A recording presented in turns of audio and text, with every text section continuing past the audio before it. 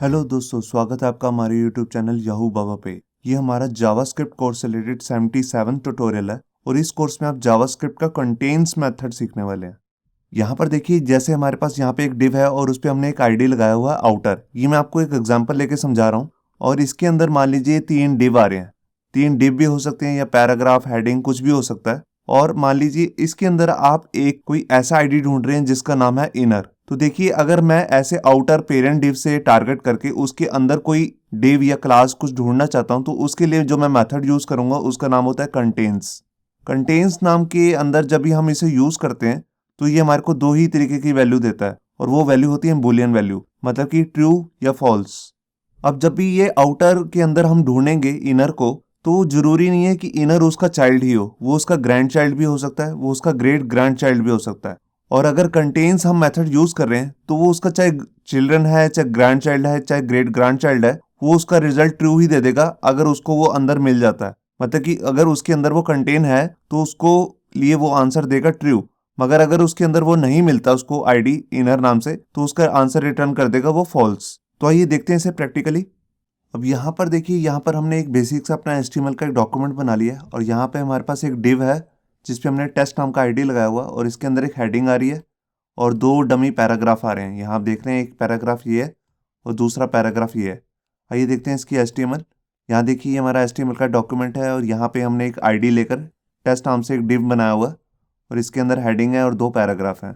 और नीचे यहाँ पर एक हमने एक्सटर्नल जावास्क्रिप्ट की फाइल इंक्लूड की है जहाँ पे हम इसका प्रैक्टिकल करने वाले हैं कंटेन्स नाम का मेथड का।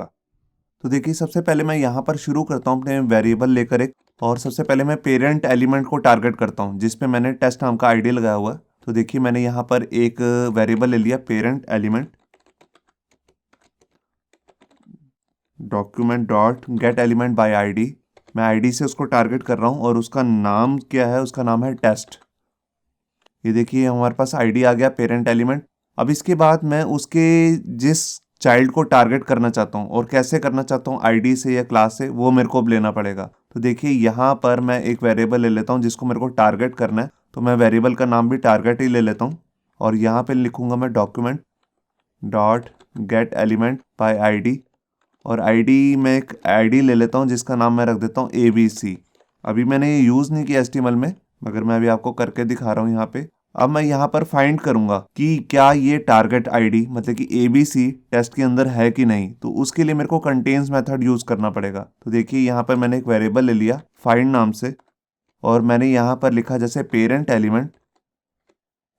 Element dot contains. अगर कंटेन्स है कौन सी चीज, टारगेट, टारगेट जो हमारा वेरिएबल है जिसके अंदर हमने लिखा आईडी ABC। अगर ABC उसके अंदर है तो वो मेरे को रिजल्ट में दे देगा ट्रू, वरना वो फॉल्स कर देगा। तो देखिए, मैं यहाँ पर गया और यहाँ पर अब मैं कंसोल में इसकी वैल्यू को प्रिंट कर देता हूँ और कंसोल में मैंने लिख दिया जैसे फाइंड। मैंने फाइल को यहाँ पे सेव किया और यहाँ पर राइट क्लिक करके मैं करूँगा इंस्पेक्ट, क्योंकि कंसोल में मेरे को देखना है रिजल्ट। तो देखिए, यहाँ पर आंसर आ गया फॉल्स। फॉल्स क्यों आया, मैं आपको दिखाता हूँ HTML की फाइल। क्योंकि टेस्ट नाम के जो हमारे पास ये आईडी है, इसके कहीं पर भी जो चिल्ड्रन है चाहे ग्रैंड चिल्ड्रन है, उसके अंदर कहीं पर भी ABC नाम का आईडी नहीं लगा हुआ। आप देख सकते हैं यहाँ पर, तभी यहाँ पर आंसर आ रहा है फॉल्स, क्योंकि उसको वो नहीं मिला। अब मान लीजिए मैं एक पैराग्राफ पे आईडी लगा देता हूँ ABC। अब मैंने फाइल को दोबारा से सेव किया और यहाँ देखिए, अब आंसर में आ गया ट्रू, क्योंकि यहाँ पर मैं आपको इंस्पेक्ट करके दिखाता हूँ। जो ये हमारे पास दूसरा पैराग्राफ है, पहला पैराग्राफ, और इसके अंदर यहाँ पर हमारे पास देखिए आईडी लग चुका है ABC। तो इसको ये मिल रहा है, तभी ये यहाँ पर कंसोल में हमारे को प्रिंट करके दिखा रहा है ट्रू।